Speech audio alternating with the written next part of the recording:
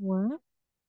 Yang terhormat Bapak Arif Hafaz Ugroseno selaku Duta Besar Indonesia untuk Jerman dan yang juga nantinya akan menjadi narasumber di acara Verlesung Kebangsaan pertama Inisiasi Departemen Riset dan Kajian Strategis PPI Jerman atau yang biasa disebut dengan Riskasrat. Yang terhormat kepada Bapak Fajar Wirawan Haryo selaku DCM dan segenap jajaran staf KBRI Berlin serta Ibu Sartika Ugroseno dan juga jajaran DPP KBRI Berlin. Selamat siang menuju sore semuanya teman-teman Bapak Ibu sekalian, baik yang hadir secara langsung maupun secara online dan juga teman-teman IASI. Sebelumnya perkenalkan dulu nama saya Hapsari Piniji, kebetulan saya berdomisili di Berlin. Hari ini diberikan kesempatan untuk memandu jalannya acara. Mudah-mudahan acara juga berjalan dengan lancar. Sebelumnya saya ucapkan terima kasih mewakili dari Departemen Riset dan Kajian Strategis serta PPI Jerman kepada Bapak Hafaz sudah menerima undangan kami dan juga segenap staf KBRI Berlin yang sudah membantu dan mensupport jalannya acara ini. Nah, untuk teman-teman yang masih bingung tentang apa sih itu Verlesung Kebangsaan ini, sebenarnya Verlesung Kebangsaan ini adalah diskusi yang ditujukan untuk menguatkan rasa rasa identitas diri, walaupun kita sudah tinggal jauh dari negara kita, tapi kita tidak boleh lupa bahwa Indonesia itu adalah akar kita.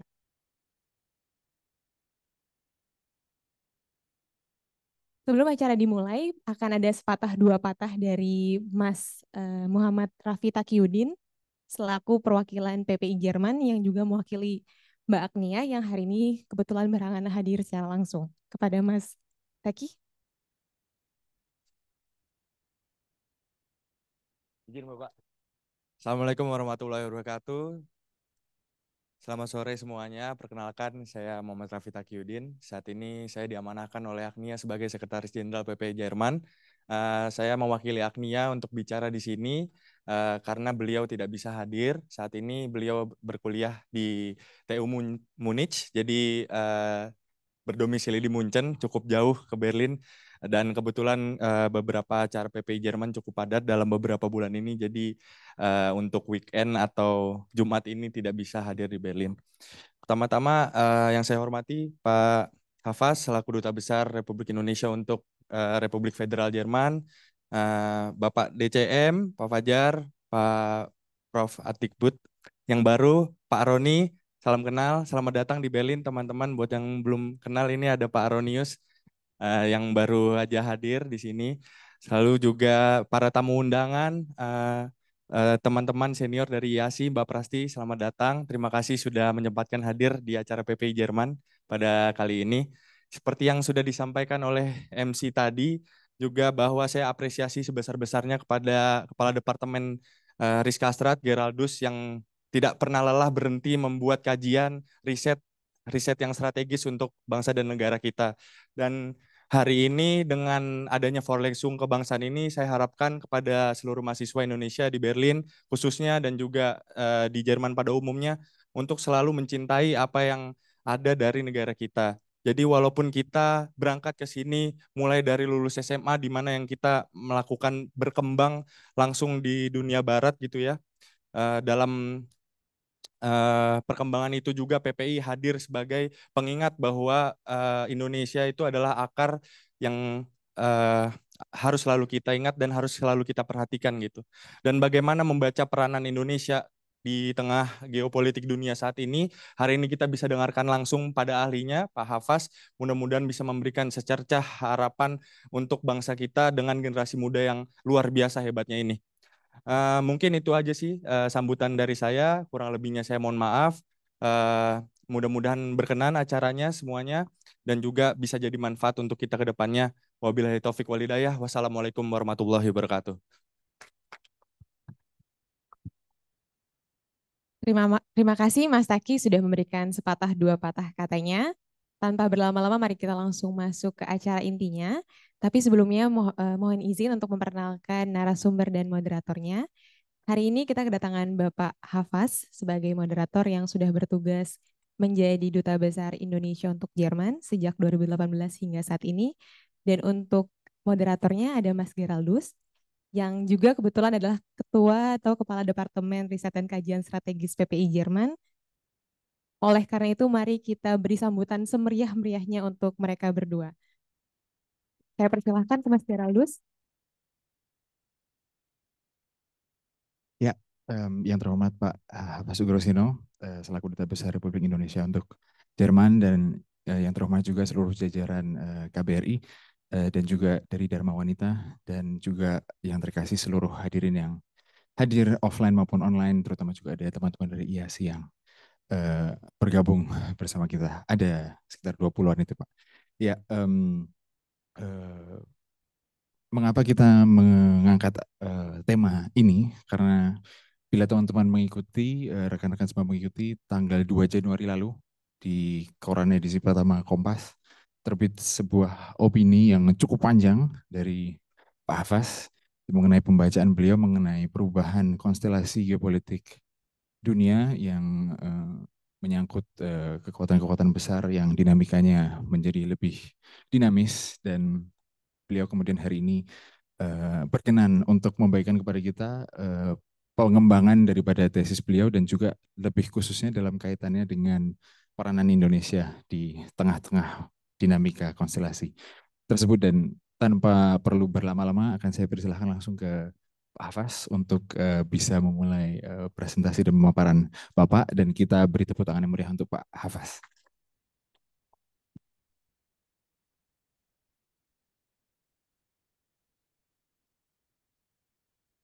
Ya, Bismillahirrahmanirrahim. Assalamualaikum warahmatullahi wabarakatuh. Selamat sore dan selamat sore bagi kita semua. Pertama-tama tentunya ingin menyampaikan terima kasih atas PPI Jerman periode sekarang ya, yang telah mengundang saya untuk diskusi berbicara mengenai masalah geopolitik dan juga peluang bagi Indonesia untuk berperan, dan juga bagaimana teman-teman di Jerman, PPI ataupun juga YASI bisa juga ikut serta dalam peranan kita yang saya bayangkan bisa strategis di masa depan. Dan juga tentunya saya ingin menyambut ibu-ibu DWP, tim DWP yang tentunya anak-anaknya juga nanti bisa ikut berperan. Misalnya Mia, anaknya bernama Aldi, mungkin kalau anaknya Mia yang tua Aldi itu nggak bisa berperan, tolong dimarahi, kasih tahu ke ibu. Atau juga anaknya Ibu DCM, Pak Fajik, kalau kurang berperan. Oke, saya menulis op-ed mengenai masalah geopolitik, geoekonomi, arsitektur digital. Sebenarnya tergerak dari munculnya banyak pertanyaan kepada saya dari berbagai kolega di Jerman. Mereka banyak mengajukan pertanyaan mengenai persepsi Indonesia terhadap konflik di dunia sekarang ini, bagaimana peran Indonesia, apa yang bisa Indonesia lakukan. Jadi banyak sekali persoalan leadership, persoalan kontribusi Indonesia yang ditanyakan dalam konteks kondisi geopolitik yang sekarang ini. Apalagi kita semua tahu ada konflik yang begitu banyak di kawasan dunia.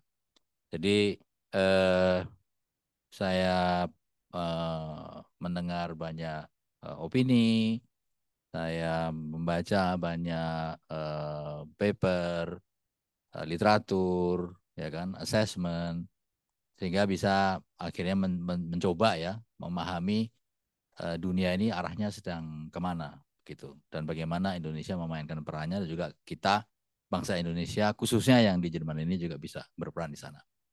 So I will start dengan saya bisa sendiri nggak ya? Bisa ya? Bisa.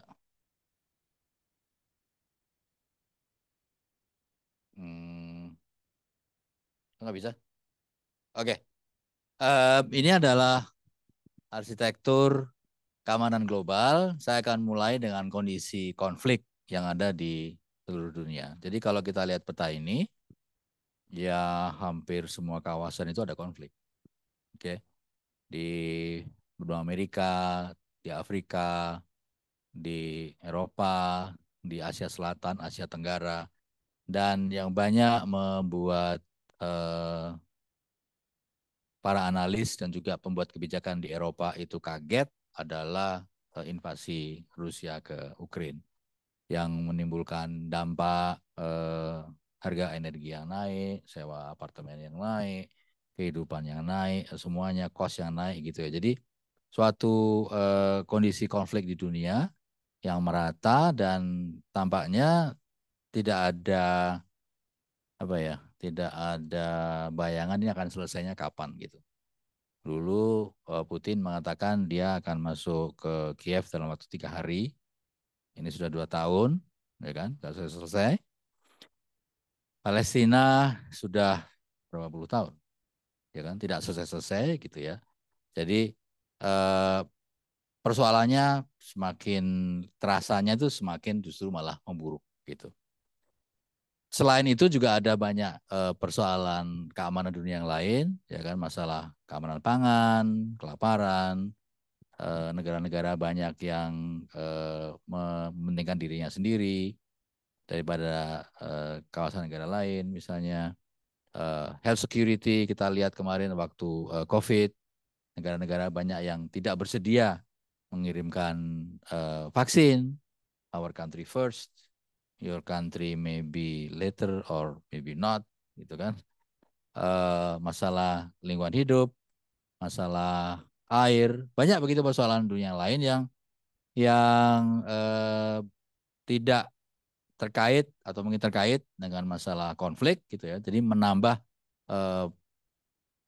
begitu banyaknya persoalan isu keamanan yang lainnya. So this is the map. Persoalannya infrastruktur keamanan dunia itu adalah PBB yang dibentuk setelah Perang Dunia Kedua dengan mekanisme yang masih sama, di mana kekuatan pembuat perdamaian, peacemaking, itu di Dewan Keamanan PBB yang ada vetonya. Dan karena mekanismenya mekanisme Perang Dunia Kedua, dia tidak bisa adapt dengan kondisi yang ada sekarang ini. Jadi terlebih lagi kalau kita lihat veto-veto yang ada itu adalah veto yang terkait dengan kepentingan mereka masing-masing begitu ya. Kalau kita bicara kepentingan di Timur Tengah terkait Palestina pasti Amerika veto karena lobby Israel sangat kuat. Kalau kita bicara mengenai konflik Ukraina Rusia pasti Rusia veto karena ini kepentingan dia sendiri. Jadi infrastruktur pengambil keputusannya itu tidak bisa mudah dilaksanakan. Lalu kalau kita lihat lagi deep dive, anggota Dewan Keamanan itu Amerika Serikat, global dominant power. Rusia itu sudah turun, reducing. Perancis sama Inggris juga sudah reducing. China is rising. Jadi kalau kita minta mereka melepaskan veto, ya Amerika mengatakan, saya kan paling powerful. Ngapain saya lepas vetonya? Rusia, ya kan saya sudah kehilangan kekuatan. My remaining power adalah kursi kan. Piece of furniture di Dewan Keamanan PBB gitu. Perancis sama Inggris, ya we were powerful before, we want to maintain whatever it is gitu. Cina, oh nanti dulu saya rising star kok. Ngapain saya kasih hak ke orang lain gitu. Jadi individual egonya itu tidak memungkinkan adanya suatu infrastruktur keamanan yang baru yang lebih adil gitu ya. Dan Amerika Serikat sebagai the dominant power itu kalau kita lihat di slide yang kiri itu anggaran pertahanan Amerika Serikat itu ya hampir sama dengan anggaran pertahanan beberapa negara sekaligus. Cina, Rusia, India, Saudi, Inggris, Jerman, Prancis, Korsel, Jepang, Ukraina digabung jadi satu, itu masih banyak anggaran pertahanan Amerika Serikat. Plus Amerika Serikat punya aliansi, punya tentara di 80 countries negara di dunia gitu ya. Jadi negara yang bisa mendeploy, menurunkan tentara ke seluruh dunia dalam waktu kurang dari 24 jam ya Amerika Serikat. Yang lainnya nggak bisa. Dan it remains the most important military power. Nah kalau dia kekuatannya seperti ini, ya maksud dia mau share power kan enggak? It's natural aja gitu. Jadi kondisi dunia juga diwarnai rivalitas Amerika Serikat dan Tiongkok, nanti I will explain that later on. Nah, dulu waktu zaman Perang Dingin ya, itu konflik antara blok Soviet dan blok Amerika itu hanya jualan ideologi. Soviet menjual ideologi komunisme, Barat menjual ideologi liberalisme. Tapi tidak ada kaitannya dengan teknologi. Sekarang lain. Kita lihat kasus Huawei, ya kan? Kita lihat kasus pelarangan ekspor produk strategis. Kita lihat juga di mana lokasi manufaktur semikonduktor. Kita melihat bahwa ada direct implication langsung antara geopolitik dengan industri. Dulu enggak, sekarang ada. Jadi komplikasinya lebih tinggi lagi. Itu kesimpulannya apa? Kesimpulannya arsitektur keamanan global itu masih unipolar. Amerika Serikat itu dominant power dan Dewan Keamanan itu tidak mampu atau tidak mau, unable and unwilling untuk menyelesaikan masalah. Kita lihat tes isu Palestina, kita lihat tes Ukraina kan jelas. Jadi ya it will continue to fester on seperti ini. Lalu bagaimana dengan arsitektur ekonomi? Kita lihat di peta ini, itu begitu banyak kelompok-kelompok regional ekonomi. Jadi artinya tiap kelompok itu punya suatu grup ekonomi sendiri, ya kan? Dan ini regional, banyak di kawasan dunia, lebih dari 20 kelompok ekonomi kawasan. Kalau yang multilateral juga banyak juga gitu ya. Ya ada BRICS, ada MIKTA, ada G7, G8, G20, ada OECD. Jadi ada infrastruktur regional untuk kerjasama ekonomi, ada infrastruktur multilateral. Dan ini menunjukkan bahwa strukturnya itu multipolar. Berbeda dengan keamanan. Keamanan itu strukturnya unipolar. Amerika dominan. Tapi kalau ekonomi global enggak, dia multipolar. Dan interrelated, terkait. I will give you an example. Jadi banyak yang mengatakan Amerika dan China ada kompetisi. Oke. Tapi itu gambar yang di atas itu, ya. Kita lihat angkanya ya. Kiri atas. Perdagangan Amerika Serikat dengan China itu 452 billion US dollar. Amerika Serikat itu ekspornya produk pertanian itu naik tinggi sekali menjadi 35 billion dollar. Loh, cari ini musuhan. Kok jualan gitu? Doesn't really make sense kan? Katanya competition. But why the US is selling a lot of product? EU misalnya.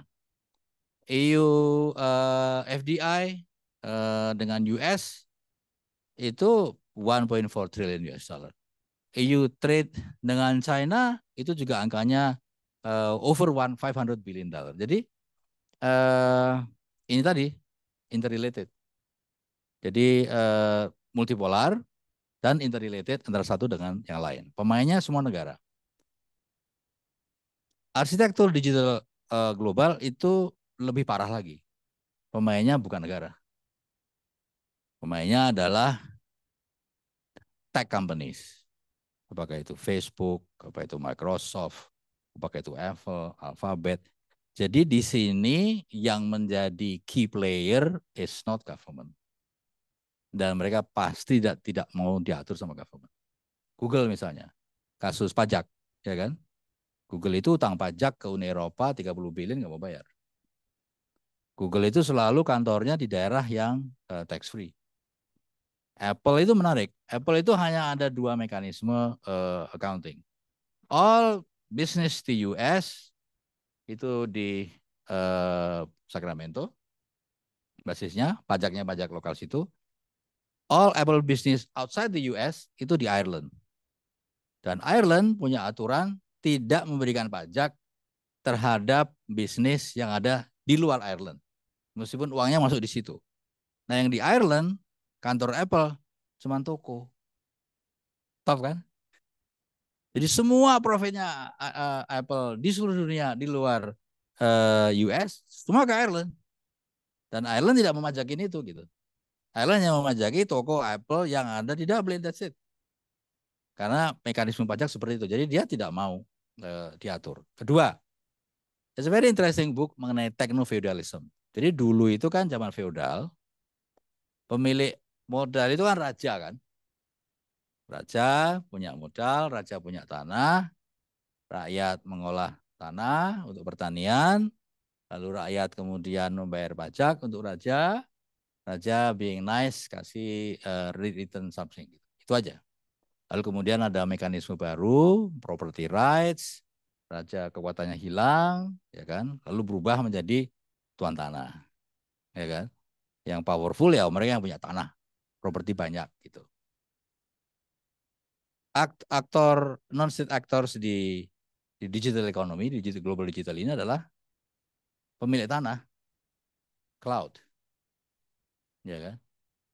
Kamu jualan dong, misalnya di Amazon, kamu beli di Amazon gitu, kan itu kan tanah. Lalu customernya memberikan semua data di situ, data kartu kredit, data macam-macam gitu. Kan ini kan sama dengan kerajaan. Kalian semua ini adalah budak. Amazon Prime tomorrow, Prime 2 hours, Prime yesterday. You should know what I'm thinking. If I'm thinking, the Prime is arrived gitu. Kalau kita misalnya gitu kan. Jadi ya that's what it is gitu. Jadi a very interesting theory mengenai techno-feudalism itu. Jadi kita ini nggak sadar jadi budak non-state actor itu. Dia nggak mau bayar pajak, maunya bayar pajak seenaknya dia sendiri gitu kan. Dan litigasi Amerika Serikat, Uni Eropa, Indonesia terhadap Google pajak itu berjalan terus. Yang menarik adalah dari arsitektur global ekonomi, pendekatan mereka terhadap artificial intelligence itu lain-lain. Amerika Serikat itu market driven. Jadi ya terserah market aja ngurus AI, kita nggak mau ikut campur. Oke. Kalau EU rights driven. Oh nggak bisa dong, harus diatur dong, karena terkait dengan masalah hak masyarakat. Kalau state driven Tiongkok, oh enggak, saya yang atur, rakyatnya yang diatur gitu. Nah sekarang dunia tuh bingung, modelnya mau ikut yang mana gitu. Mau model ikut Amerika, tidak ada undang-undangnya, Wild Wild West, mau ikut Uni Eropa, aturannya banyak sekali tuh, General Data Protection Regulation, Datenschutz di Jerman, Digital Markets Act, Digital Service Act, jadi semua diatur sama undang-undang. Di Cina diaturnya pakai undang-undang hukum pidana, kepentingan politik, pengawasan publik, dan propaganda. So, jadi meskipun Amerika Serikat dan Eropa itu punya ideologi yang sama, tapi dalam artificial intelligence mereka nggak sama gitu. Ini nggak terjadi zaman Cold War, ini terjadi sekarang. Jadi artinya ada komplikasi baru di bidang arsitektur digital internasional. Jadi everybody is different dan dominasi dari non-state actor itu amat sangat kuat sekali. Jadi arsitektur keamanan itu negara, pinnacle-nya Amerika Serikat, ekonomi itu negara, multiple actors, multiple negara, multiple interest, interrelated. Kalau digital itu non-state actor very powerful dan negara itu bingung. Simply bingung aja gitu. Ya kan? Indonesia? Jadi Indonesia gimana Indonesia gitu? So I will start with what we have. Ya kan?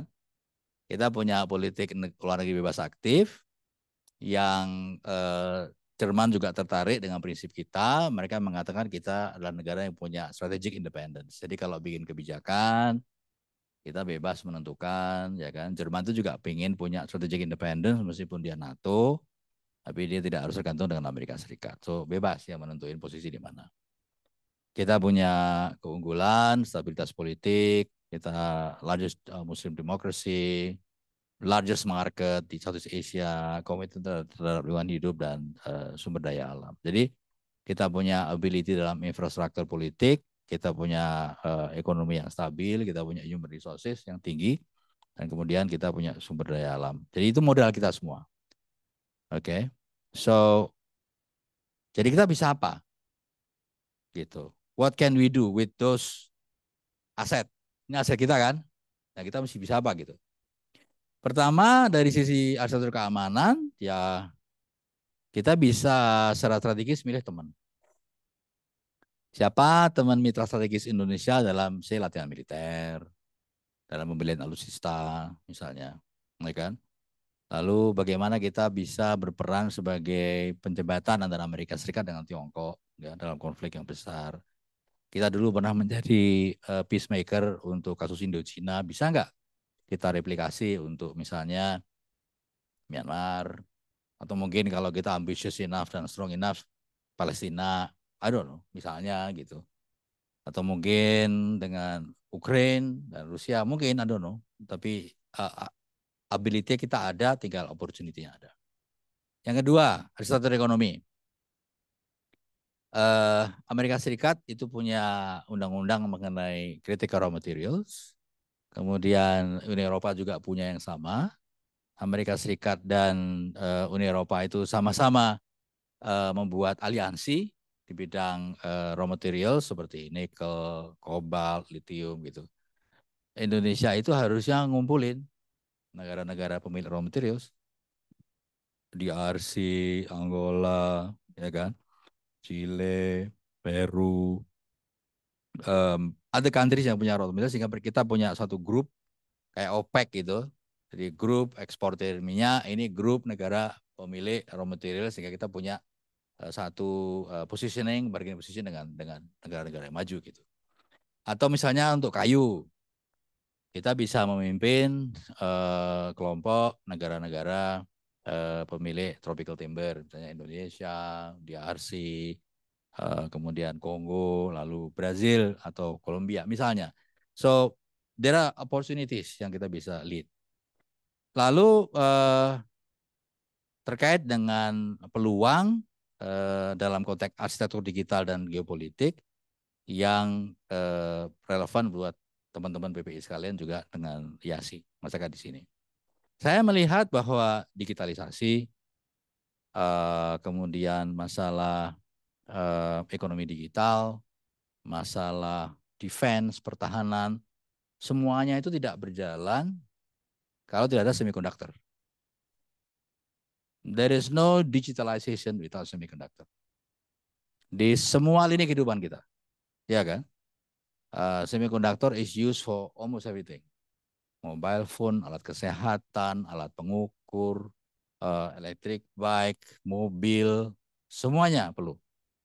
Dan problemnya kita belum punya industri semikonduktor yang cukup gitu. Nah, kita bisa menarik industri semikonduktor ke Indonesia. Infineon misalnya udah masuk tapi dia tidak front end back end. TSMC masih ragu-ragu, Global Foundry masih ragu-ragu gitu ya, karena kita kekurangan SDM. Nah, dengan Menko Perekonomian dan beberapa universitas, kita mencoba membuat assessment mengenai ekosistem semikonduktor di Indonesia, belajar dari Jerman. Jadi target outputnya adalah kita tidak perlu membuat semikonduktor yang terlalu canggih. Definisi ini apa terlalu canggih? Yang itu loh, di bawah 20 nano, 7 nano, 3,5, 1, nggak perlu. Oke. Kita cukup yang 20-400, yang itu untuk general applications. Pertanian, kemudian aeronautics, tourism, retail, defense, construction, gitu yang umum, kulkas, ya misalnya ya, those things yang general usage. Lalu apa yang diperlukan? Pertama, of course, framework pemerintahan yang benar, akses policy doing business yang benar, protection terhadap property rights. Lalu industri, associations, raw materials-nya ada apa enggak, dari pasir juga ada, R&D-nya, infrastruktur untuk pabriknya, dan yang penting human resources. Our problem is with human resources, local talent. Pada level technicians, pada level S1, pada level S2, dan pada level S3. Itu sebabnya Infineon hanya mempunyai pabrik back end di Batam, front end-nya di Malaysia dan di Singapura, because we don't have enough engineers. So what we do di sini? Saya jalan ke berbagai industri di Jerman. Pergi ke Trumpf, Siltronic, Ray6, kemudian ketemu Asosiasi Industri, Zwei, Silicon Saxony, Bavarian Chips Alliance, ketemu R&D, IHP, FBH Berlin, TU Berlin, Stuttgart Uni, dan Ulm University. Nah, dari sisi human resources yang menarik itu adalah di Ulm sama di Stuttgart. Saya ke sana ketemu dekan. And I was quite shocked actually. Jadi di jurusan microelectronics di Ulm sama di Stuttgart tuh masternya nggak ada orang Indonesia. Bachelornya nggak ada orang Indonesia gitu. Sementara kalau kita pergi ke TUM, TU Berlin, RWTH kan itu kan banyak sekali orang Indonesia kan. Nah,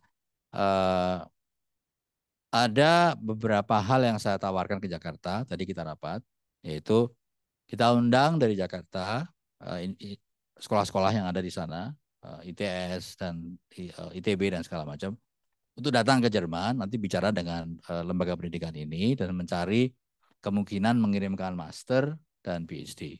Oke. Atau there's another way adalah, that's why aku minta kalian list nama-nama PPI yang sekolah microelectronics tingkat bachelor, sehingga kalau ada listnya saya akan sampaikan ke Dijen Dikti dan LPDP, hopefully bisa dapat beasiswa untuk master microelectronics. Atau kayak Agni, yang udah master microelectronics, nanti bisa juga di support, hopefully bisa ambil PhD di sini. Atau pada level S1, atau pada level even Ausbildung. Jadi ada sekolahan namanya Dresden Chip Academy. Itu muridnya tadinya 500 per tahun, sekarang hanya tinggal 300, nggak ada orang yang mau sekolah di Jerman. They need 1,000. Jadi kalau kita bisa ngirim dari Indonesia lulusan STM ya, electronics nanti datang ke sini, itu one way to enter different level of education di Jerman. Sehingga kalau katakanlah kita bisa mengirimkan 100 di Chip Academy, kita ngirimkan bachelor 200, kita ngirimkan 100 master, mungkin 10 in PhDs, ya in the 5 years time kita bisa punya ahli-ahli microelectronics yang bisa kita kembangkan di Indonesia gitu. Jadi we create the market. Kita nggak bisa nunggu dulu. Karena investornya kayak TSMC, Infineon, Global Foundry begitu ditawarin, mau nggak invest di Indonesia? Bosch misalnya, dia mau expand untuk semiconductor sepeda listrik. The question adalah, teknisinya gimana? How many engineers do you have? Gitu. Jadi jangan nanti kalau ditanya itu kan, bachelor how many PhD and masters on bachelors of microelectronics in Indonesia gitu kan. Nanti dubesnya udaranya bagus ya gitu. Weather is nice. What bird is that? Gitu. Ya malu toh. Jawabannya orang ngerti. Gitu. Karena rapat tadi kita rapat tuh kan. Ya tertawarin gitu kan. Ada satu yang saya nggak sebut nama lah. Pak kalau PC kita nggak bisa lagi, belum dimulai habis ngomong PC nggak bisa nih gimana gitu. Jadi it's a question of mindset juga. So kita sampai ke Jakarta, KBRI Berlin sudah open the doors. So we need Jakarta dan universitas untuk segera follow this up. Nah, tentunya dengan PPI, dengan YASI ya, kita bisa develop ideas khusus mengenai ini. Nah, hal lain yang juga kita develop di KBRI Berlin adalah circular economy dengan RWTH Aachen. Kita ada sign MOU, kita akan kirim 15 PhD candidate dari ITB, UGM sama Undip. Another itu adalah subjek adalah forestry. I'm trying with Göttingen. Yang ketiga adalah kedokteran dan yang keempat adalah semiconductor.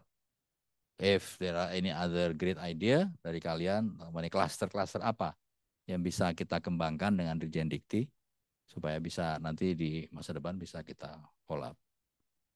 Begitu kira-kira yang bisa saya sampaikan sebagai highlights ya. Jadi kesimpulannya adalah dalam konteks persaingan Amerika Serikat dengan Tiongkok, dalam konteks arsitektur geopolitik yang very complicated, yang berdampak langsung terhadap teknologi, kalau ada problem supply chain, misalnya tidak cukup semikonduktor karena ada perang misalnya antara Amerika Serikat dan Tiongkok dan di Taiwan misalnya, terus kita mau dapat chips dari mana? Ya kan, ya kita kan harus bisa buat sendiri. Nah kalau ingin buat sendiri ya these are the elements that we need to go. Begitu teman-teman, terima kasih. Semoga bisa menjadi pemancing. Assalamualaikum. Baik, terima kasih sekali Pak Hafaz atas pemaparannya yang sangat menarik dan sangat mencerahkan. Barangkali bisa juga minum air putih Pak setelah karena saya yang lebih butuh air putih.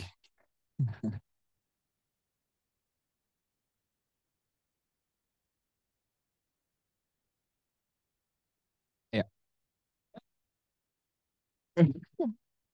Ilmunya terlalu banyak Pak.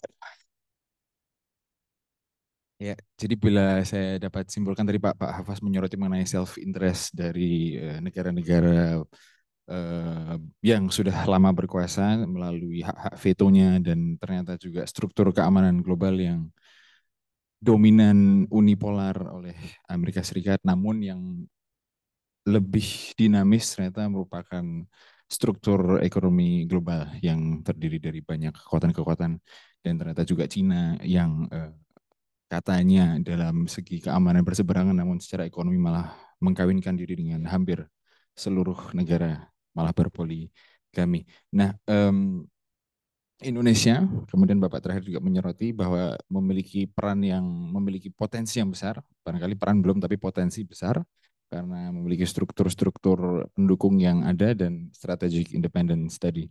Dan tadi Bapak menyoroti juga mengenai semikonduktor dan upaya Indonesia untuk bisa sebagai menjadi aktor geoekonomi, itu langkah-langkahnya bagaimana, dan itu sangat menarik sekali untuk terutama teman-teman yang masih muda maupun senior untuk ternyata kita bisa loh mengambil peran kebangsaan, kita bisa menjadi aktor geoekonomi yang juga bisa mengangkat derajat Indonesia maupun positioning Indonesia di kancah internasional melalui industri semikonduktor. Barangkali untuk lebih meriah dan partisipatif untuk teman-teman semua, apakah hadirin yang offline maupun online sudah ada yang memiliki pertanyaan? Barangkali kalau sudah ada yang bisa angkat tangannya. Oh, sudah ada beberapa ya. Oke, Bapak berkenan bila menjawab pertanyaan satu persatu atau satu persatu dulu? Baik. Yang offline, yang online juga ya, bila mana ada pertanyaan silahkan menggunakan fitur raise hand. Oke, Noni boleh diberikan mikrofonnya. Silahkan perkenalan singkat ya Bapak, kemudian langsung paparkan pertanyaannya. Selamat sore semuanya, perkenalkan nama saya Rehan, saya mahasiswa di TU Berlin. Kebetulan saya ambil kalau di TU Berlin namanya teknisi informatik, jadi ya mirip microelectronics. Pertanyaan saya tentang semikonduktor, Pak. Sebenarnya seluruh dunia ini kan bergantung kalau di semikonduktor cuma satu perusahaan ASML, Pak. Nah, pertanyaan saya, apakah sudah ada komunikasi antara Indonesia dengan ASML? Karena terus terang untuk posisi-posisi tertentu kan harus di screening, harus ada US check itu. Ya, itu pertanyaan saya. Terima kasih, Pak. Jadi kan kamu ditipu. Silahkan Bapak. Ini aja nih, oke. Baik. Kita ini diapusi sama Belanda gitu. Diapusi. Saya dengan tim masuk pada DSM kita pergi ke Trumpf. Trumpf itu dulu perusahaan las biasa gitu, las gitu. Lalu dia berubah menjadi las sheet metal. Lalu dia menemukan teknologi-teknologi las yang baru gitu. Lalu dia menemukan teknologi laser yang baru. Dia masih tukang las, masih jualan sheet metal, masih jualan machinery, tapi dia punya keahlian untuk membuat laser, ya kan, yang bisa sampai 50.000 kali dikonsentrasikan. Nah, alat ini dipasang di ASML gitu. Jadi Trumpf Jerman. Nah, lasernya ini harus melalui lensa Zeiss Jerman lagi. Lalu ada satu lagi alat yang untuk mengamplifikasi laser dan kaca Zeiss ini. Jadi saya dijelaskan tingkat kehebatannya tuh gini. Jadi semikonduktor itu kan di litografi ya, diukir lah gitu kan. Nah, ukirnya itu pakai laser itu. When they shot the laser, the wafer to drop shot. That high precision. It's all Germans. Lalu di-package, kasih stiker ASML gitu. Nah, jadi kita dihapusi. Jadi yang kita lakukan adalah langsung ke Jerman sebagai jantung dari mesin-mesin ASML. Dan waktu kita ke pabrik Trumpf, kita dibawa langsung tim itu. Ada Pak Deputi, 3 Deputi ya, Menko Ekon sama Maritim. Kita langsung dibawa ke alat-alatnya itu, yang beratnya mungkin berapa puluh ton gitu ya. Dan di situ, that is the heart. Gitu. Dan kita tanya, apakah ini rahasia? Enggak. Kalau udah jadi nggak rahasia, rahasianya di lab. Gitu. Can we take picture? Yeah, of course you can take picture gitu. Sementara ini terus terang ya, pusat perindustrian, KBRI Den Haag mau ketemu ASML kalau ditolak, oh nggak perlu, itu susah, kita rahasia gitu. Tapi jantungnya itu di Trumpf gitu, di selatan. Lalu lensanya itu Zeiss gitu. Jadi sekarang strategi kita adalah we go directly to the heart. Jadi kita approach Trumpf. Pertama kita minta referensi dari Trumpf. Itulah sebabnya saya mendapatkan kontak di IPH, FBH, TU Berlin, di Ulm, di Stuttgart. Itu kontaknya Trumpf semua. Kemudian saya diberi nama untuk ketemu dengan Bosch oleh Trumpf juga. Dan Trumpf juga berjanji untuk expand bisnis Indonesia, tapi masih sheet metal. Karena dia mengatakan bahwa dia siap masuk ke Indonesia, tapi kita nggak cukup engineer gitu. Jadi ya ASML can say what I want to say, but we go to the heart. Oke. Okay? Baik, terima kasih Pak atas jawabannya. Semoga menjawab ya, Mas. Barangkali pertanyaan yang kedua tadi dari Mas yang pakai kacamata. Perkenalkan nama saya Gini, dari TU Berlin jurusan matematik. Saya mau tanya mengenai tadi semiconductor. Pola global di dalam beberapa tahun terakhir kan adalah karena isu antara China dan Taiwan. Banyak negara-negara mulai membahas tentang semiconductor, mungkin dalam apa sih namanya, self sustainability, karena ketakutan supply semiconductor mereka di-cut. Bahkan juga beberapa negara mulai melihat semiconductor sebagai isu security. Mungkin pertanyaannya, ini kan kemungkinan besar akan sangat mengubah landscape produksi semiconductor menjadi lebih nasionalis. Misalnya sekarang Amerika mengatakan mereka mau pindah semua produksi semiconductor dari Taiwan ke Amerika kan. Bagaimana Bapak melihat kemudian Indonesia bisa berkompetisi dalam industri semiconductor yang semakin berselama negara-negara maju mau lihat justru semakin self-sustaining di semiconductor bisnis. Terima kasih. Kita lihat itu nanti di Magdeburg akan masuk, I think Intel. TSMC Taiwan sudah masuk dress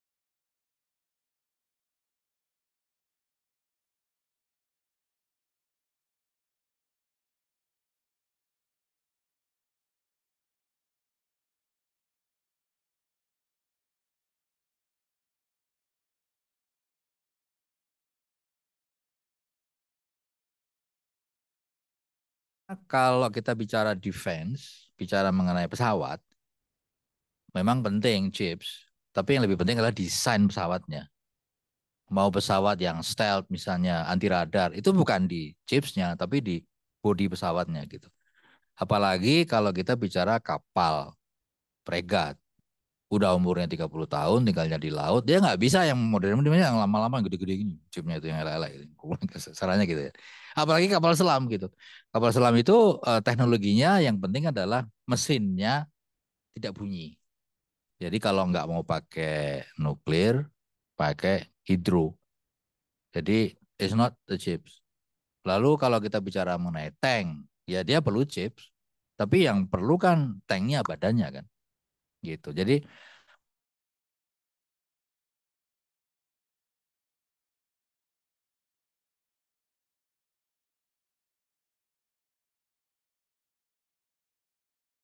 di TSMC udah lama meninggalkan. Mereka they're going to AI. Ya itu udah biar mereka aja katanya. But there's still big need untuk melakukan pembuatan chips untuk keperluan umum gitu. Kayak misalnya Bosch.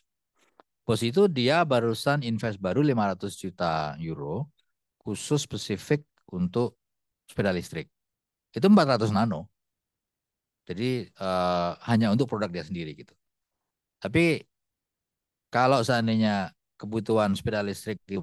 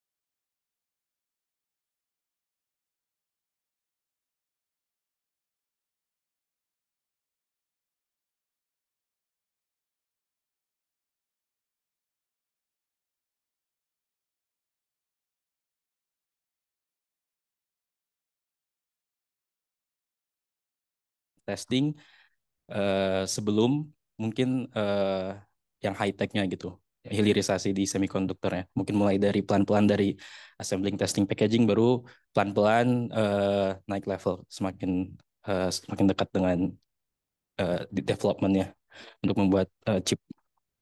Terima kasih. Ya, makasih. Itu memang banyak pembahasan ya mengenai strategi industrinya kan. Apa mau kita packaging aja, mau kita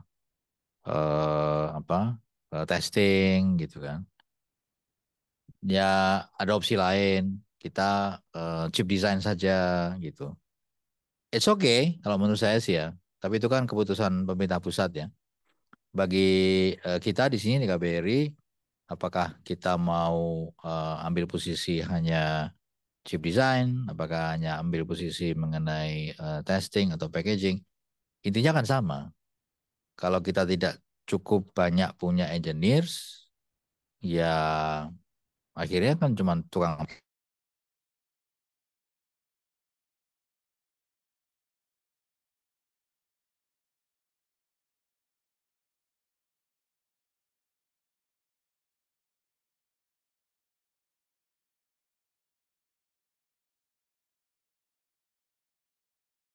Semikonduktor itu perlu dekat dengan market? Jawabannya iya dan tidak. Misalnya, mengapa banyak mereka di Bavaria, di Stuttgart, karena ada Mercedes, ada BMW gitu kan. Tapi kan kalau kita bicara global kan ya tidak hanya mobil itu saja gitu misalnya. Ya kan? Apakah perlu certain size of the market? Mereka nggak perlu, bilang nggak perlu.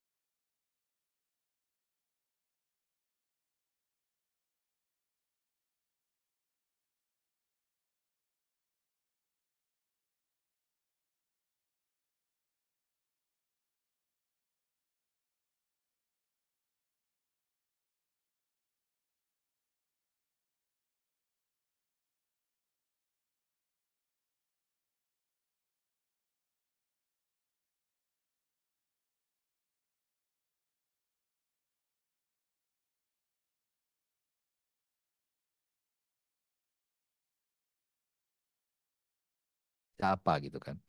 Nah, bisa apanya ya human resources. Dan kalau bisa cukup punya engineer, by themselves they will come and invest di Indonesia gitu.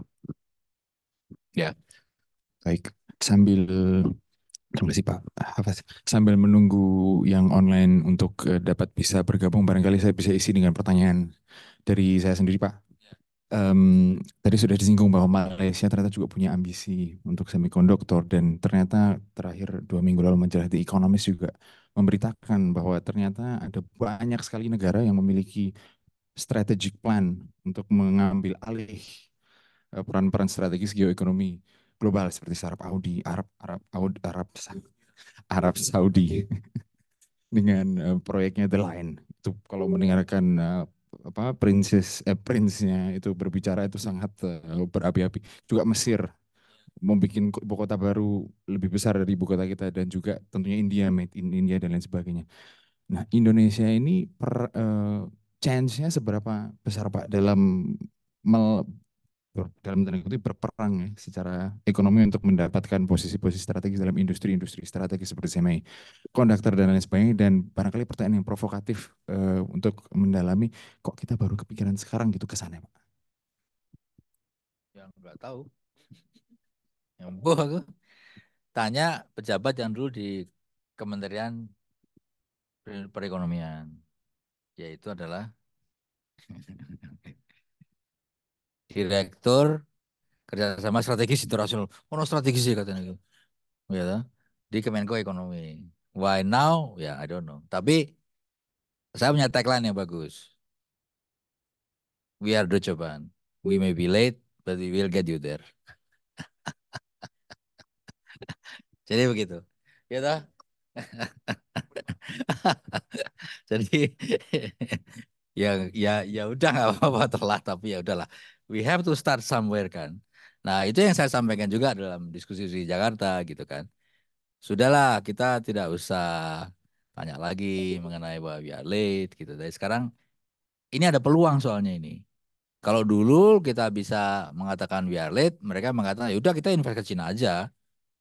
Ya kan, marketnya besar, kemudian engineer-nya banyak, ya kan, kita bisa make money di sana, kan gitu.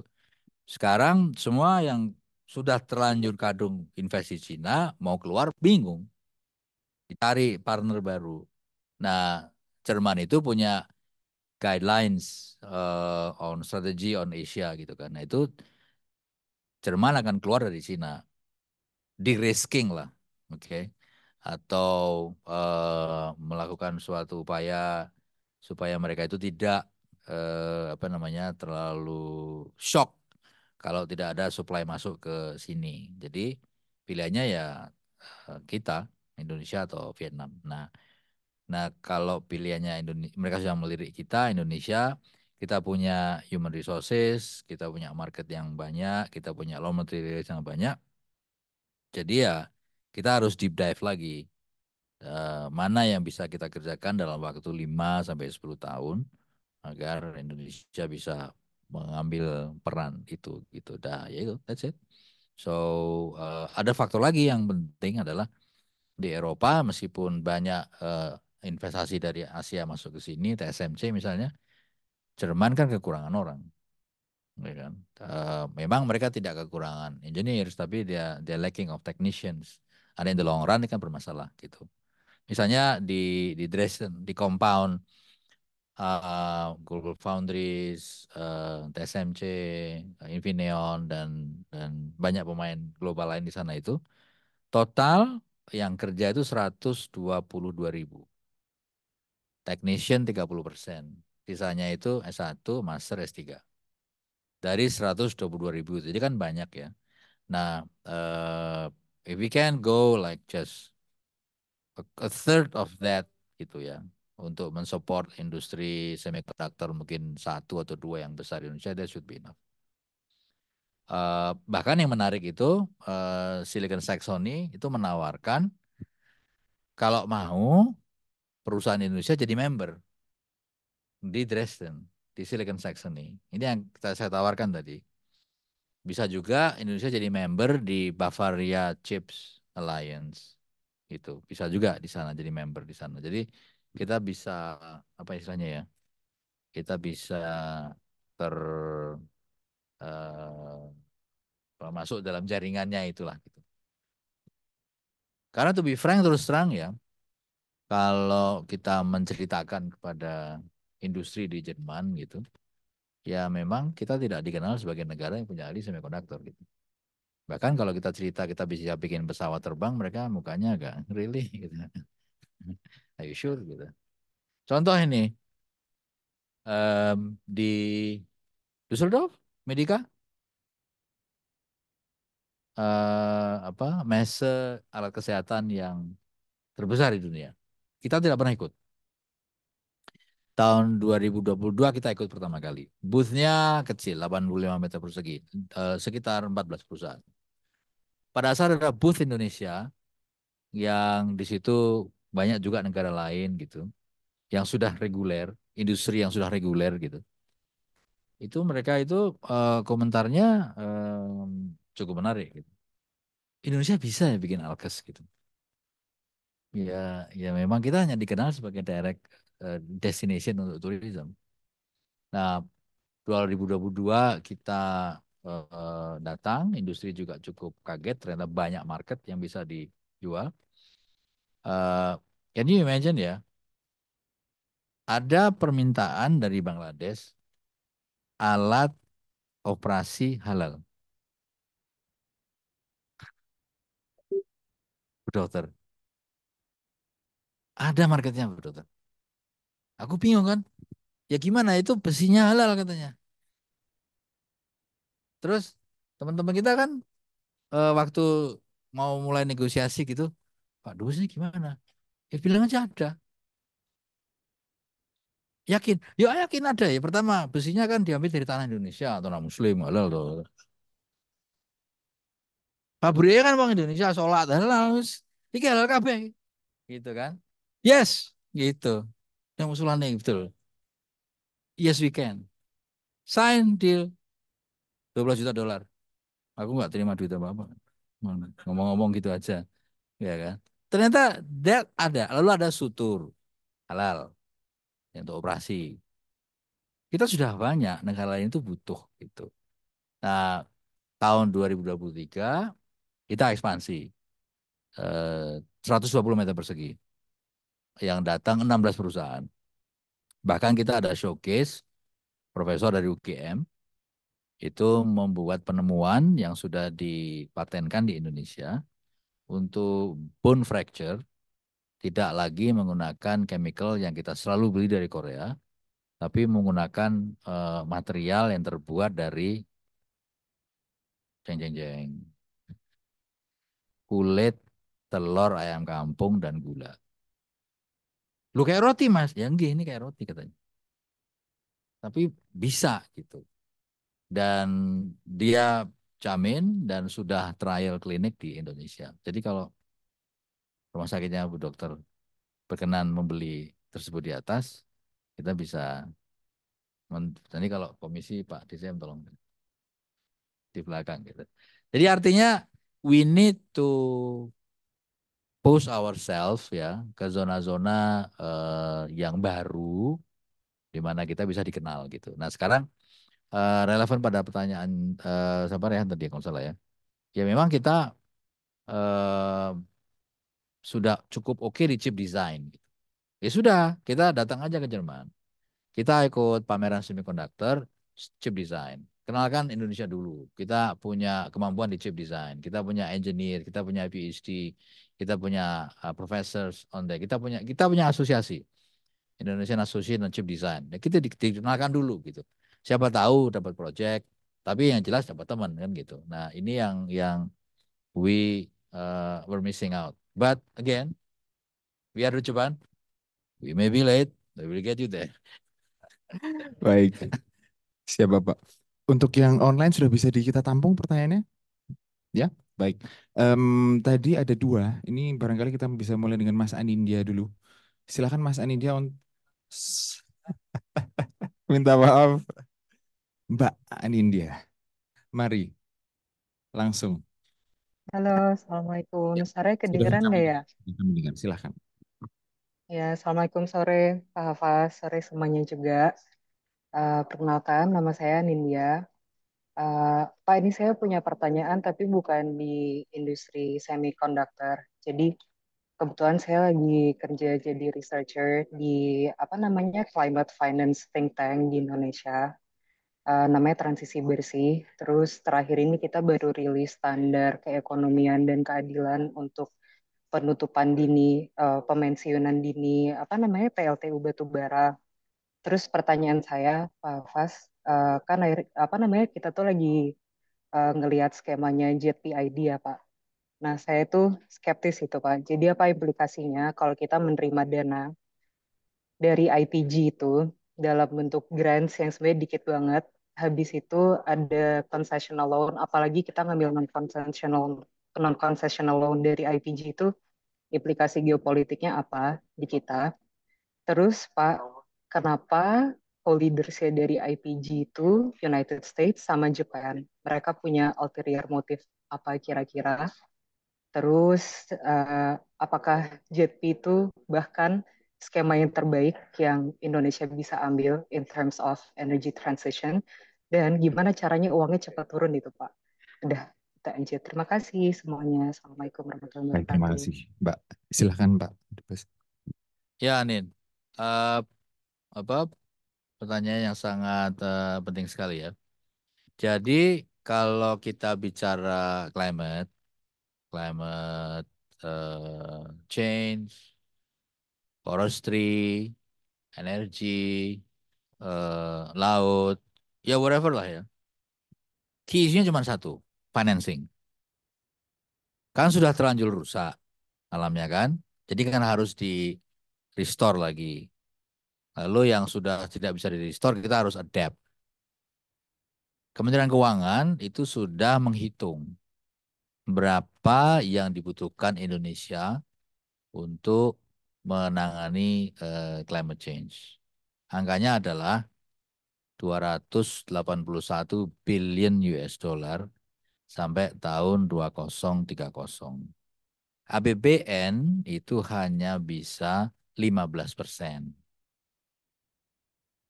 Sisanya dari mana gitu?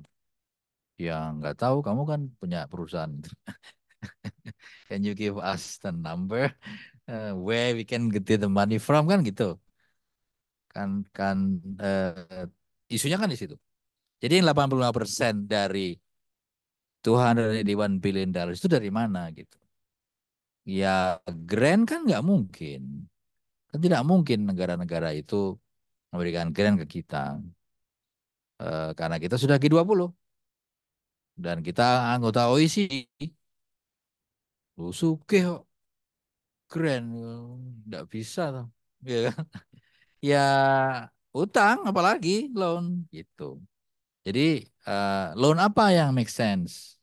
Loan apa yang tidak memberikan ikatan-ikatan geopolitik, ya kan? Ya kita melihat JETP ini dan fundingnya itu mayoritas datangnya justru dari Jerman dan Jepang dan Amerika Serikat. Tapi awalnya itu Jerman. Pembicaraannya saya yang mulai. Jadi kalau menurut kamu salah, ya kamu salahin saya aja. Jadi itu dimulai diskusinya dengan Menteri Keuangan. Saya ketemu dengan Wakil Menteri Keuangan Jerman. Pertanyaan-pertanyaan kamu itu saya sampaikan semua gitu. Jadi eh, sekarang kita sudah mengeluarkan 300 halaman. Nanti kalau kamu tertarik bisa di-share sama Pak Andri. List dari investasi transisi energi dari batu bara ke yang clean 300 halaman project ya. Nah, itu nilainya 70 billion US dollar bentuknya loan. Oke. Tidak berarti bahwa Indonesian company nggak bisa masuk atau tidak berarti bahwa German company yang ada orang Indonesia yang nggak bisa masuk bisa gitu. Jadi this is big money. Yang harusnya dilakukan oleh kita itu adalah bagaimana teman-teman Indonesia bisa memanfaatkan ini melalui perusahaannya gitu. Jadi this is a big opportunity. Nah, biar uangnya cepat keluar ya itu investment plan-nya seperti apa gitu. Itu yang kita sedang tunggu dari Jerman, Jepang dan Amerika Serikat. Kita punya investment plan. Kalau you are interested, nanti Pak Andri bisa share karena itu dokumen terbuka investment plan itu. Jadi nanti dari situlah kita bicara. So it's my fault, but we get 70 billion US dollar. Oke. Okay? Bukan bukan grand ya. Kita akan negara kaya masuk grand. Baik, terima kasih Bapak Hafaz. Tadi ada pertanyaan yang kedua dari online juga, dari Mas Adantio. Mas ini ya, jelas kelihatannya Adantio. Apakah masih ada? Mas Adantio, silahkan untuk langsung unmute saja. Oke, kelihatannya Mas Adantio berhalangan. Ada dari sini pertanyaan lagi dari Bapak Ibu dan teman-teman sekalian? Ada satu, baik. Ada itu, silahkan. Ibu-ibu juga barangkali. Dari tadi laki-laki semua loh Bu, baru Mbak. Baik. Dan dari Yasi habis ini ya. Baik untuk Mas yang menggunakan, karena tadi sudah duluan. Silahkan, perkenalkan diri dan langsung utarakan pertanyaannya Mas. Assalamualaikum warahmatullahi wabarakatuh. Selamat sore Pak Hafaz. Nama saya Farhan. Saya mau balik lagi ke soal semikonduktor ya. Yang jadi penasaran saya adalah kan tadi Bapak udah memaparkan ya alasan perusahaan semikonduktor nggak jadi berinvestasi di Indonesia karena SDM-nya belum mumpuni. Dan sedangkan KBRI sedang membuka opportunity untuk talenta-talenta Indonesia untuk bisa belajar semikonduktor di Jerman. Nah, pertanyaannya, ketika mereka sudah selesai nanti dan harus eh, ke dunia kerja itu gimana Pak mekanismenya? Apakah sudah ada pembicaraan sampai sana dan gimana menyerap kembali talenta-talenta kita yang ada di sini untuk tertarik kembali bekerja di Indonesia di semikonduktor? Salah satu yang kita ngobrol makan siang dengan True waktu itu ya. Jadi kalau ada investasi yang kita lakukan terhadap human resources, ya kan, how we can take them to the industry kan gitu. Yang paling mudah menurut mereka ya nanti kalau teman-teman lulus di sini, technician, ya kan, masters, PhD, ya dia bisa magang atau kerja di big players di Jerman. TSMC, Global Foundries, tapi dengan jumlah yang cukup banyak. Karena kita banyak warga kita PhD yang kerja di Infineon, ya kan. But kan jumlahnya nggak banyak. Jadi opsi mereka untuk pulang juga ngapain pulang? Indonesia nggak ada industrinya gitu. Tapi kalau jumlahnya cukup banyak, ya kan. Ini saran dari Trum. Kalau you have a mass of people, then these companies will be interested in investing in Indonesia dan bringing their own people, orang Indonesia yang kerja di perusahaan dia di Jerman untuk menjadi kerja di Indonesia. Sebenarnya gagasannya kan hampir sama dengan industri dirgantara. Pak Habibie kan ngirim 15.000 orang belajar aeronautics for couple of years gitu. Pada saat beliau mengirimkan itu kan kita nggak punya industri dirgantara. Dan begitu kita cukup punya critical mass orang Indonesia engineer aeronautik yang kerja di Airbus, kerja di CASA, kerja di Boeing, beliau bikin PT DI yang isinya ya orang-orang Indonesia yang kerja di situ tarik pulang semua gitu. They are doing the same thing gitu di Indonesia. Jadi itu yang modeling yang kita pikirkan. Karena kalau kita khawatir nanti anaknya di sini nggak pulang ya udah nggak usah ngirim nanti nggak pulang juga ya kita nggak maju-maju tuh. Iya kan. Jadi kita harus take steps karena at the end of the day industry will only come in if we have enough. TSMC itu pendirinya Taiwanese Americans, lulusan Texas A&M. Jadi dia orang Taiwan, keluar di Amerika, jadi profesor, lalu dia pulang bikin perusahaan gitu. So that is the thinking gitu yang kita lihat. Dan juga sudah ada di PTDI, Sampindad, lalu PT PAL juga sama. Jadi that's where we are going. Sehingga nanti ada mekanisme supaya bisa ada semacam pemagangan gitu ya kerja. Karena yang di Ulm University itu ya master yang di sana itu kerja juga sekarang udah sambil sekolah sambil kerja paruh waktu gitu seminggu berapa jam di industri-industri semikonduktor yang ada di sekitar situ gitu. So they already doing it gitu. Dan informasi yang saya dapat dari Stuttgart, that's how the Malaysians are doing it. Mereka sekolah di sana, banyak orang Malaysia, mereka magang di industri di sekitar Stuttgart. Mereka yang narik itu pulang ke Malaysia, makanya Malaysia jadi front end, kita jadi back end, gitu. So that's a strategy that I hope we can push through Indonesia. Oke? Ya, barangkali ini udah 2 pertanyaan terakhir tadi dari ibunya.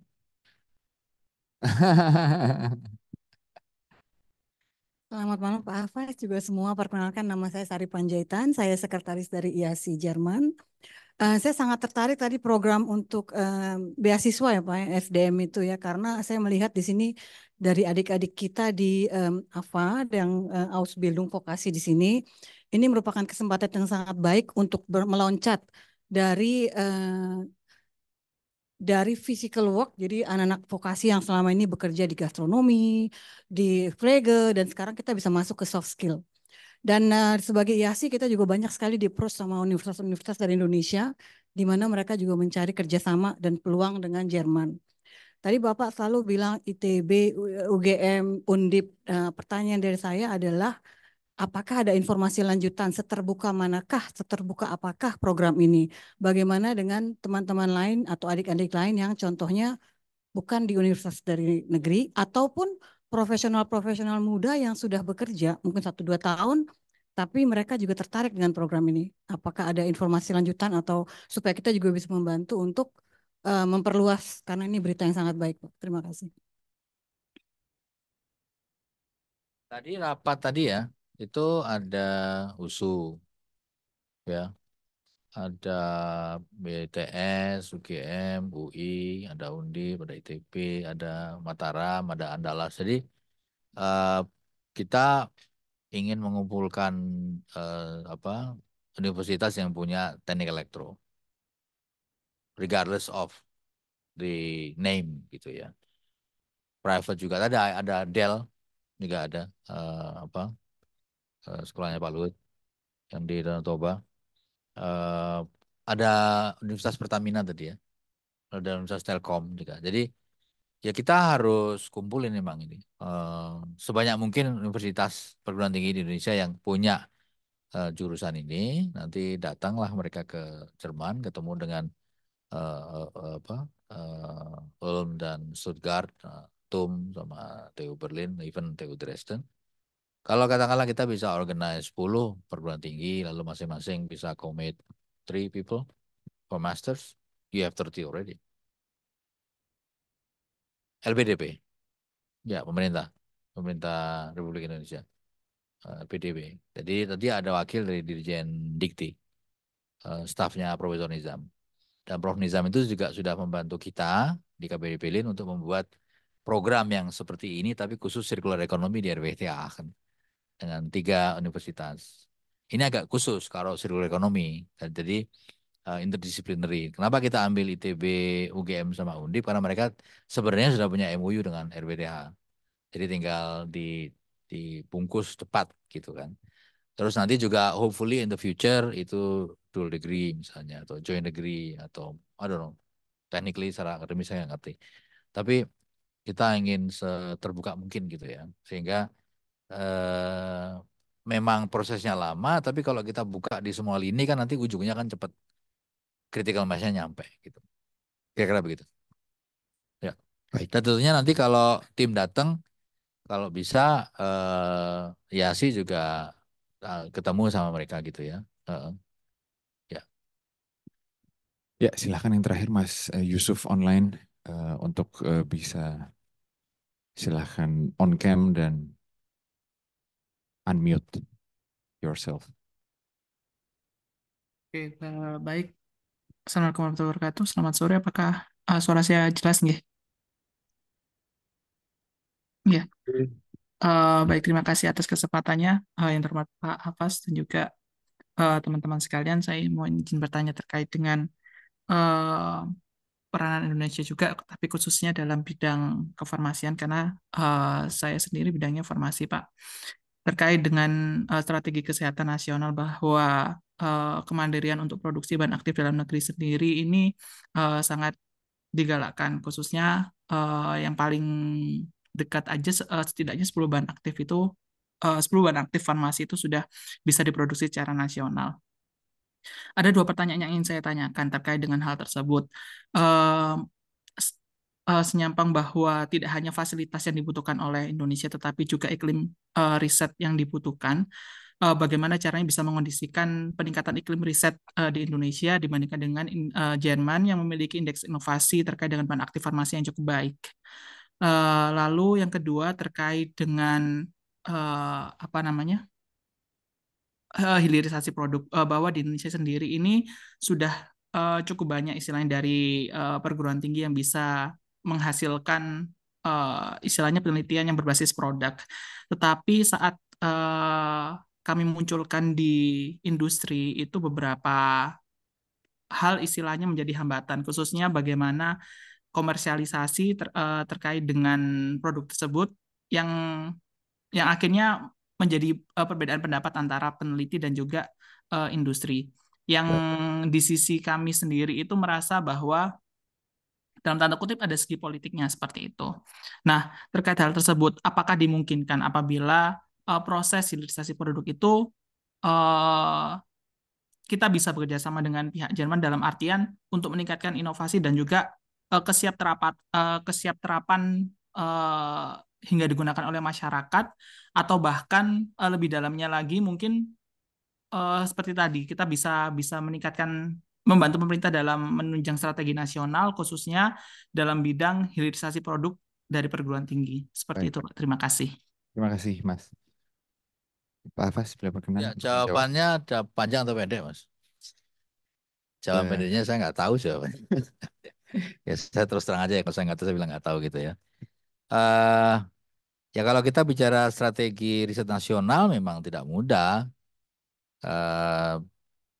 Kita bicara misalnya kalau di Indonesia kan hanya BRIN, ya kan. Kalau di sini kan ada Fraunhofer, ada Helmholtz, ada Max Planck gitu. The culture is different. Kemudian juga struktur negara Jerman berbeda. Jerman itu kan dipecah oleh tentara sekutu menjadi 16 provinsi. Tadi kan enggak. Dipecah di 16 provinsi, tiap provinsi diberikan kekuatan masing-masing termasuk R&D. Jadi ada 5 kalau nggak salah yang powerful R&D di Jerman, yaitu Fraunhofer, Helmholtz, Max Planck, apalagi saya don't remember. 5 of them gitu. Dari semua elemen mereka punya gitu ya. Funding, Max Planck misalnya. Max Planck itu salah satu presidennya itu dulu apa saya kenal gitu ya. Sekarang udah pensiun beliau. Maxwell itu 3 billion euro gitunya dana risetnya gitu kan. Dari mana uangnya? Dari Pemda, dari Uni Eropa, dari federal, dan dari industri. Dan industri menjadi bagian dari itu gitu ya. Jadi kalau Fraunhofer misalnya, Fraunhofer itu ya riset semikonduktor, misalnya semiconductor study yang di TU Berlin. Itu clean room-nya punya Fraunhofer. Di Dresden, clean room-nya punya Fraunhofer, 500 meter persegi misalnya. Jadi, um, the culture is different dengan kita. Jadi kalau pertanyaannya very heavy seperti itu ya saya nggak bisa jawab ya. Karena kalau emang mau seperti Jerman ya kita harus mengubah. Kita dari banyak riset dijadiin brain, ya saya nggak ngerti fundingnya seperti apa gitu. Nah, yang paling make sense menurut saya, karena Mas kan kuliah di sini kan, yang paling make sense menurut saya kalau memang bersedia mau gitu. Nanti kalau ada Messe Medica, ya email kita sekarang seperti saya kontak. Nanti kalau ada Messe Medica ikut aja, ikut di Messe Medica. Nanti kenalan dengan industri di Indonesia.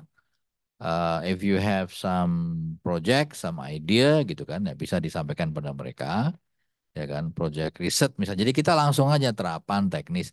Kalau kita nunggu strategi, wah suwi, berat gitu. Kita yang langsung aja gitu. Kayak ini sih what I'm doing untuk semiconductor kan gitu. Kalau saya nunggu plan of action di Jakarta, kita nunggu apa? Pada saya roadmap. Wah, kapan sudah ngerti aku. Yang iso pokoknya gimana caranya Jerman terbuka untuk terima murid Indonesia jadi master PhD. Kalau lama ada jalan pintas quote unquote, anak-anak PPI yang di sini yang ambil mikroelektronik bisa nggak LPDP support ngambil master di bidang mikroelektronik, atau kalau enggak yang udah master di support jadi gitu aja kalau aku sih. My target is simply to get a critical mass of professors, PhDs, engineers on microelectronics. Nah, your question is heavy karena hilirisasi ya hasil produk dan penelitian itu susah. Jadi langsung aja Mas, nanti kita anterin ketemu dengan industri di Indonesia di Medica Messe, dan mungkin juga bisa keliling di situ ketemu dengan industri-industri yang lain ya kan, ya apa namanya, sampaikan apa proyek-proyek Anda seperti apa gitu. Kira-kira gitu ya. Jadi Baik. kita mau cari yang direct gitu. Karena kita embassy kan kekuatannya juga terbatas kan. In terms of membuat policy tingkat nasional kita nggak ada gitu. Ya meskipun mempengaruhi dikit-dikit bisa lah gitu. Baik. Terima Terima kasih kasih sekali banyak, Pak Pak. Hafiz atas jawabannya. Em, Kami tentu dari PPI juga pasti mendukung apapun yang dilakukan Pak Hafaz. Dan kami juga sangat mengapresiasi direksionalitasnya yang apa ya, yang sudah ditunjukkan dari pembuat kebijakan publik di Indonesia untuk menggait teman-teman semua di sini berpartisipasi menjadi aktor ya yang dapat berperan untuk memanifestasikan juga kebangsaan dirinya untuk mengisi kemerdekaan kita. Oke, mungkin terakhir Pak Hafaz bisa memberikan semangat gitu, mengobarkan semangat gitu ya. Karena kita butuh juga untuk dikobarkan semangatnya Pak. Janji LPDP dan lain sebagainya siap, tapi perlu juga ini dikobarkan Pak semangatnya. Seperti dulu waktu Habibie mengobarkan itu semangat seluruh engineer-engineer kita itu Pak. Walah, sekelas, sekelas. Silahkan Pak. Apa ya? Sebenarnya sih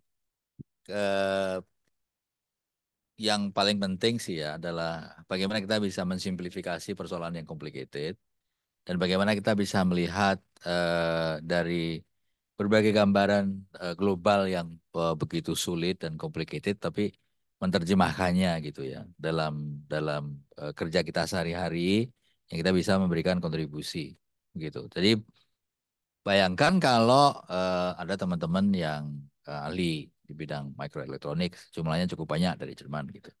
Nah, dari situ kan bisa nanti memberikan kontribusi yang nyata ya dalam industri Indonesia masa depan. Atau yang sedang kita garap dengan IASI, terutama dengan Dr. Prasti, Pak Menkes itu minta bisa nggak Pak Dubes dibuat jaringan alumni Jerman, dokter, baik yang lulusan Jerman kerja di Indonesia atau warga Indonesia yang masih jadi dokter di Jerman, gitu kan? Bisa dibuat jaringan, bisa ada networking, bisa nanti hopefully in the long run kan ini bisa meningkatkan service kesehatan kita, gitu. Siapa tahu Dokter Prasi dan teman-temannya berbondong-bondong pulang ke Indonesia, ya bersedia digaji 10 juta per bulan, wah, gitu kan. Misalnya, ayo Ki ya. Kita ora gelem iki. Jadi apa ya, kalian ini kan younger generation, new generation ya, harapan kita semua ya, ya you look at that opportunity ya kan, yang ada dan I'm sure Indonesia itu membutuhkan kalian semua untuk kita menjadi negara maju, karena Indonesia mau jadi negara emas ya kan, menjadi negara maju ya, kalau nggak ada human resources seperti kalian ya kita nggak akan bisa maju-maju gitu, begitu. Mantap, sudah dengar Thank ya you. teman-teman semua. Tepuk tangan sekali lagi untuk Pak Hafaz. Dan jangan kebanyakan sekolah lawyer di Jerman gitu. Baik. Oke, Cukup STEM aja di sini. Too much lawyer, it's not good for your health. Baik, terima kasih untuk seluruh hadirin yang sudah hadir offline dan online atas partisipasi aktifnya dan diskusinya yang sangat seru. Akan hadir Volesung Kebangsaan yang selanjutnya juga. Jadi ini acara akan berlanjut selalu. Dan barangkali akan saya kembalikan ke Noni ya. Habis ini kita akan foto dan kemudian saya juga sudah lapar. Dan kita makan bersama. Silahkan Noni. Ya, selamat lagi. Terima kasih Pak Hafaz sama Mas Geraldus. Penjelasannya buat saya jelas banget, apalagi saya masih banyak banget yang kurang tahu. Sekali lagi boleh teman-teman beri tepuk tangan yang meriah buat Pak Hafaz.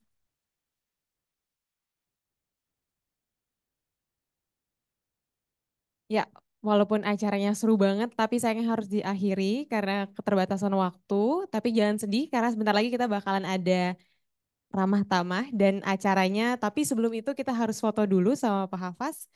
Tapi sebelum itu saya boleh tanya nggak sih dari teman-teman sini apakah cuma ada di Berlin doang atau dari kota-kota lain? Oh, dari Stuttgart. Dari mana masnya?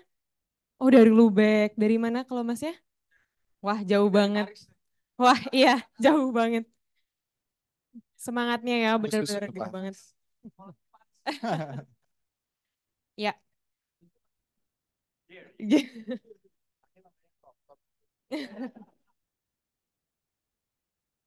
Ya, tanpa berlama-lama lagi, boleh teman-teman semuanya, Ibu Bapak, foto bersama dulu kita. Di sini boleh dibantu yang ininya, sekalian kameranya. Berdiri, boleh.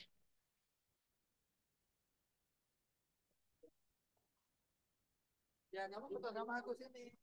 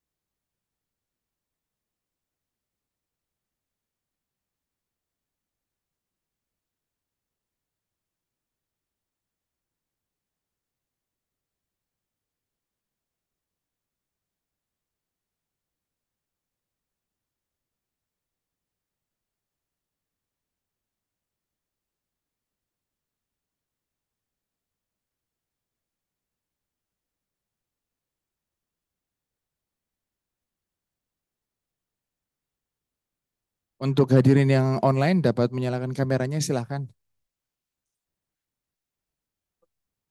diharap untuk menyalakan kameranya yang hadir online.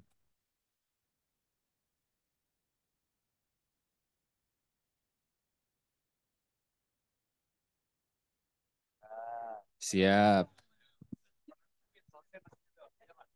Loh, ibu-ibu sekalian enggak ikut foto ini? Hati-hati, hati-hati. Maul. Aduh.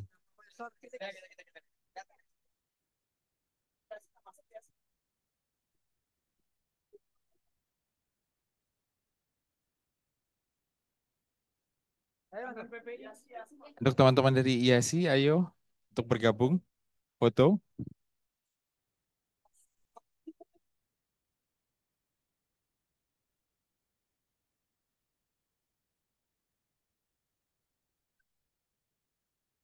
Baik. Saya aba-aba untuk yang online ya. 3, 2, 1. 3, 2, 1. Sudah? Baik, terima kasih teman-teman semua. Oh ya, ibu-ibu dari Dharma Terima Wanita. kasih semuanya. Mahasiswa juga stay, ayo. PPI. Oh, boleh. Yang tidak ikut foto, tidak ikut makan. Foto aja. Sama ibu-ibu dari Dharma Wanita. Ayo, ayo Bu, ke tengah Bu, ke tengah Bu. Anak yang cowok-cowok ayo jongkok ke bawah. Iya, sama ibu-ibu. Iya, ayo. Tadi kan sama Iyasi, sekarang sama ibu-ibu Dewi. Mari Bu, mari Bu.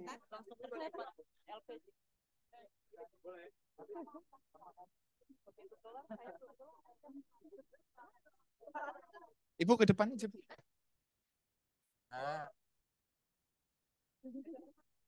Iya. Itu udah dipoto.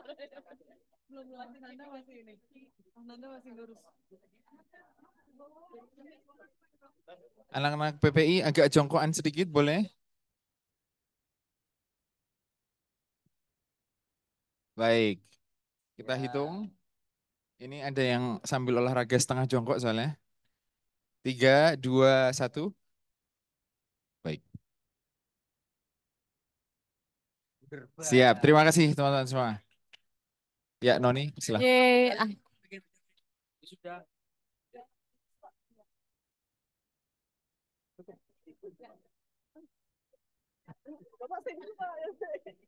Buat teman-teman, terima kasih semuanya yang sudah datang dan hadir di acara Farlesung Kebangsaan pertama inisiasi Departemen Rizkastrat ini.